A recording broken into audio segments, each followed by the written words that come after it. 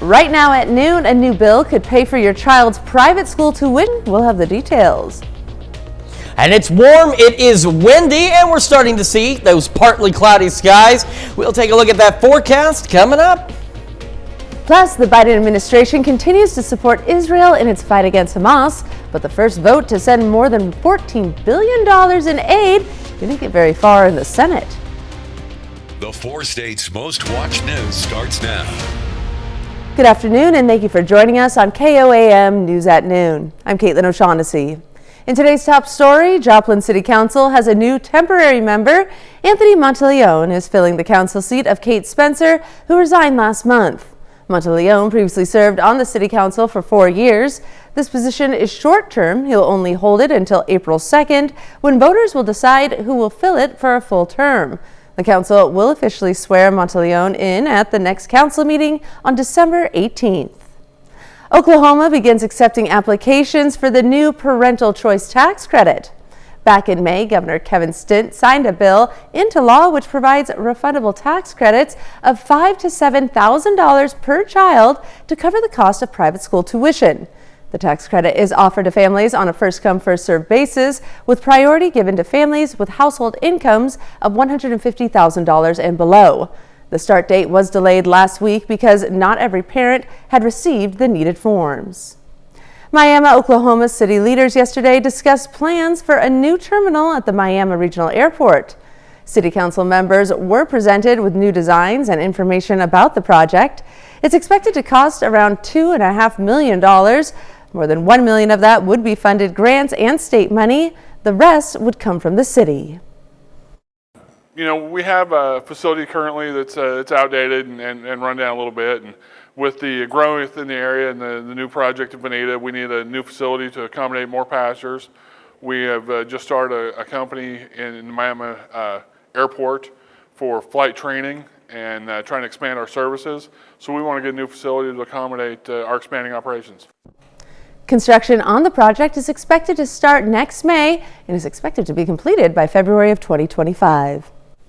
And we've had a warm and breezy day as promised. Temperatures already into the low 60s. Wind gusts already 30, 40 miles an hour, even higher out of the south. Quick live look from the MoDOT camera, 20th and range line. We're starting to get to that partly cloudy stage. And we said that would happen as we moved into the afternoon. And that's exactly what we're beginning to see. We're also continuing to see the wind really blowing out there. And again, it's one of those things, if you look close enough, you can see that signal bouncing in the breeze. Don't need to look too close to see the flags on City Hall really whipping out there with these strong southerly winds. Another look at those clouds from our camera on top of the Cornell Complex in downtown Joplin. And a quick reminder, of course, we still have those wind advisories out there for the bulk of Kansas, Oklahoma, Arkansas through 6 o'clock tonight, and then Bourbon, Crawford, Cherokee counties in southwest Missouri until midnight tonight. And again, that's for those wind gusts pushing 40 to 45 miles an hour.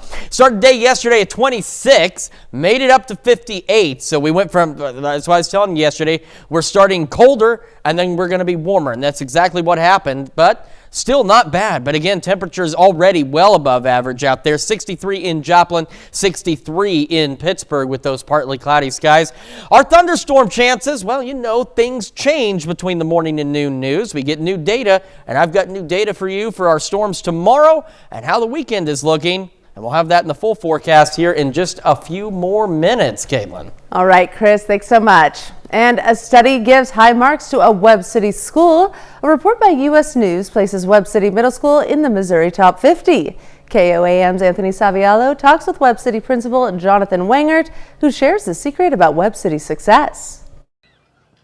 The Cardinals of Webb City are in the limelight once again as they have found a spot on the U.S. News Best Middle Schools list. Principal Jonathan Wengert has nothing but compliments for his teachers and knows exactly where to give the credit. It's our teachers. Our teachers do a great job. We really try to build a collaborative culture here to where we can share ideas and work together as teams to do great things for our students. And you know, we've made it a priority to make sure that we are looking at math and reading and writing and doing those things every single day and holding our students accountable, and our teachers do a great job of it. Teachers like Beth Bridges. They're very smart. I think that it's not just the middle school that is to be credited for this. I think that as a district, we do a really good job. Like the kids, they come in a really good spot. And Lori Smith. When I get phone calls or emails from students or parents that say, this was the first time the kids felt successful in math. This was a turning point for them, was being here in the middle school. Both of which contribute to Webb City's strong academic achievement. When it comes to the subject of math, 34% of students in Missouri score proficient or better. But Webb City Middle School has that beat, with 53% of students scoring proficient or better. In the subject of reading, the Missouri number is a little bit higher at 42%. But yet again, Webb City Middle School has that beat at 55%. And our students, they just do a good job. They're here to work, and we're proud of them, and we're proud of the work they do every day. Despite the humility shared by Principal Wingert and his fellow teachers, there's one thing that's clear. Webb City soars above the rest. Reporting in Webb City, Missouri, Anthony Saviello, KOAM News. According to U.S. News, schools are ranked on their performance on state-required tests, graduation, and how well they prepare their students for high school. And that's a look at today's top stories and weather in the 4 states region. Up next on KOAM News at Noon, new details are emerging about the terrifying shooting on the campus of University of Nevada, Las Vegas. We'll bring you the latest. And later, we're making simple shredded potato pancakes in the Mr. Food Test Kitchen. Stay tuned. On the campus of the University of Nevada, Las Vegas, the gunman killed at least 3 people Wednesday and critically wounded a 4th before he was killed by police. Donna Backus is at the UNLV campus with the latest. Campus activity at the University of Nevada, Las Vegas is at a standstill as authorities piece together what led to Wednesday's mass shooting. We have more patients inside with an active shooter. Copy, so we're reporting an actual active shooter at this point, correct? That's affirmative. Cops are going in right now. Police say the gunman killed 3 people and wounded another person after opening fire on the 4th floor of the business school building. Went to multiple floors and the suspect was neutralized on the outside by the UNLV Police Department. CBS Las Vegas affiliate KLAS has identified the shooter as Tony Polito, a former college professor in his 60s. Sources tell KLAS Polito recently applied for a job at the university and was denied. The tragedy here has sent shockwaves across the campus of 30,000 students, faculty, staff, and the Las Vegas community. Many UNLV students described the panic they felt, knowing an active shooter was nearby. We had to close the door and barricade all the tables up, about 6 tables up. I'm still scared out of my mind right now. I was just trying to keep alert and trying to comfort students. So far, authorities have searched the suspect's apartment in Henderson, Nevada for clues. Investigators have also retrieved several electronic devices, including a cell phone, to help determine a possible motive. Danya Backus, CBS News, Las Vegas. According to the Gun Violence Archive, there have been more than 630 mass shootings in America this year. And now for the latest on the Israel-Hamas war, Skylar Henry reports. Fighting between Israeli forces and Hamas is intensifying in southern Gaza near the city of Khan Yunis. The Israeli military says its ground forces are in the heart of the city, said to be a Hamas headquarters and home to the alleged mastermind of the October 7th massacre. Fighting in the area is intense, and the casualties are piling up. Israel has declared a nearby village a safe zone, and thousands of Palestinians have fled there to escape incoming fire. We target Hamas, we do not target civilians, and we've been doing everything possible to get civilians out of harm's way while we go after the terror monsters who perpetrated the October 7th massacre. The Biden administration continues to support Israel in its fight against Hamas, but the first vote to send more than $14 billion in aid to Israel didn't get very far in the Senate. The Senate failed to advance the bill Wednesday afternoon. The motion is not agreed to. The Israeli aid is also tied to funding for Ukraine and border security. Ukraine's very important. So is Israel. So is Taiwan. But nothing's more important to me right now than securing our homeland that's the most exposed to a terrorist attack and other bad things in modern history. Senators on both sides called for President Biden to personally join the negotiations for border security. Skylar Henry, CBS News, Capitol Hill. The Department of Justice announced Wednesday it is launching an investigation into the murder of American citizens killed in Israel during Hamas terror attack on October 7th.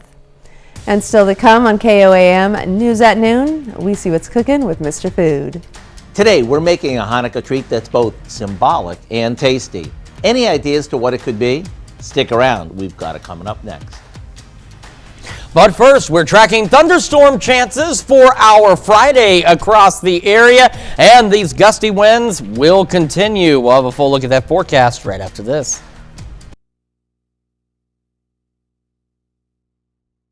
Eerie silence of the beginning of the weather here on the KOAM News at Noon.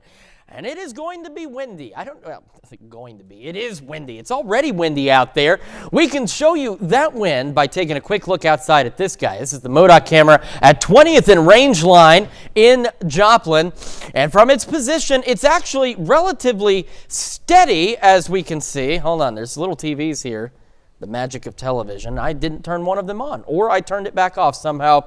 We've been watching, of course, even this morning, you could see this traffic light bobbing up and down a bit in that breeze. Quick look from our camera again at the Cornell Complex, downtown Joplin.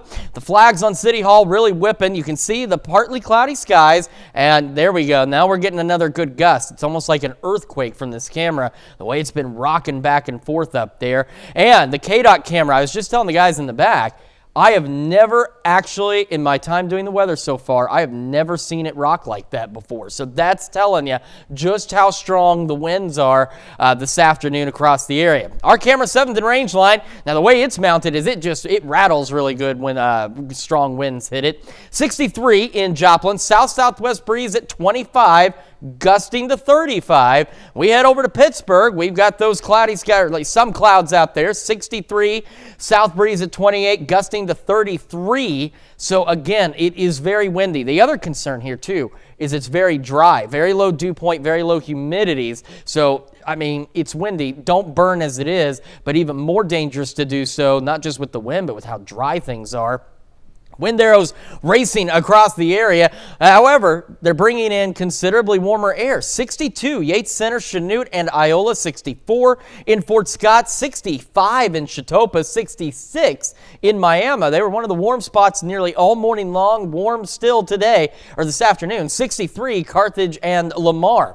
We're still looking on average, highs reaching the mid-60s, but as you saw, some of us are easily going to go into the upper 60s today. So that's putting us 15 some odd degrees above where we should be out there. With the wind advisories, gusts again occasionally up to 45, sustained winds at 20 to 30. We head into this evening, the sustained winds ease up a bit, 15 to 20, but we could still see gusts upwards of 30 miles an hour. And these overnight lows in the low 50s are about, again, 20 degrees warmer than where we should be for this time of year. Tomorrow, low 60s. Those winds pick up again, gusting to 40 out there. And then we've got that opportunity for some scattered showers and thunderstorms as we head into Friday afternoon. Still consistent here. About noon, we're going to see them start to develop. By 2, you can see initially they're scattered, and then we'll see more widespread showers and thunderstorms across the areas. We go later into the afternoon, evening, and into the early morning hours on Saturday. But see, the system races out of here so quickly that even though the temperatures fall behind it on Saturday, it's just everything moves out too fast. There's nothing left, and that's why our snow chances are pretty well gone for Saturday. However, remember yesterday, the low-end risk for tomorrow was right along I-44. This morning it was in Benton County, and it's now been extended back northward, as you can see further north, as far north as Nevada, getting into Pittsburgh, Cherokee County, northeastern Oklahoma, and a good swath of southwest Missouri. This is a low-end risk, and we're looking primarily at a threat for some small hail, but nonetheless, a couple of strong storms still possible tomorrow. All right. Saturday, early highs in the upper 40s, gradually falling to the upper 20s. Again, chilly on Sunday, mid-40s. We return to normal Monday, Tuesday, Wednesday, a little above normal Thursday, and then another system by the end of next week with some rain. So lots going on, but again, just be aware of the wind if you're traveling on east-west roadways out there, especially in high-profile vehicles. You got to be cautious. And then, of course, with the strong storms tomorrow, we'll keep an eye on that for you as well. All right. Thank you, Chris. Well, stick around because we're making simple shredded potato pancakes in the Mr. Food Test Kitchen. We'll be right back. It's time to check in with Howard in the Mr. Food Test kitchen. Potato pancakes are a symbolic and scrumptious treat commonly made for Hanukkah. Not only are they super crispy and really tasty, but thanks to the pre-shredded potatoes you can find at your favorite grocery store, these simple shredded potato pancakes are, well, simple to make. Even if you don't celebrate Hanukkah, these easy potato pancakes make a delicious side dish for breakfast or dinner any day of the week. Take a look. For those of you celebrating the Festival of Lights this week, Happy Hanukkah.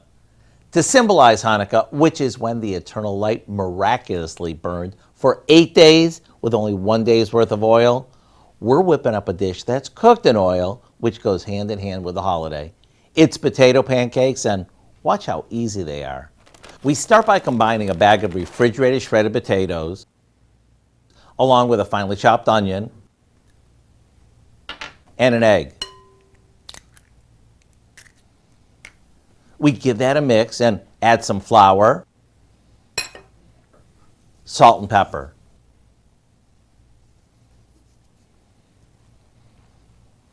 After forming these into patties, we saute them in a good amount of oil. Once the bottoms are golden, we carefully turn them over and cook them until both sides are crispy. Then we'll drain them on some paper towels and that's it. If you want, you can freeze them and refrigerate them at this point and simply reheat them whenever you want. Not only are these crispy and tasty, but thanks to our supermarket shortcut, the pre-shredded potatoes, they're super easy. Serve them with some sour cream or applesauce and you've got a super side dish, or they can be a meal all by themselves. To get the recipe for our simple shredded potato pancakes, just visit our website. I'm Howard in the Mr. Food Test Kitchen, where today we found a symbolic way for you to say, ooh, it's so good. To find this recipe along with many others, just head over to our website at KOAMnewsnow.com and click on Mr. Food. Now here's a look at the 4 state market prices.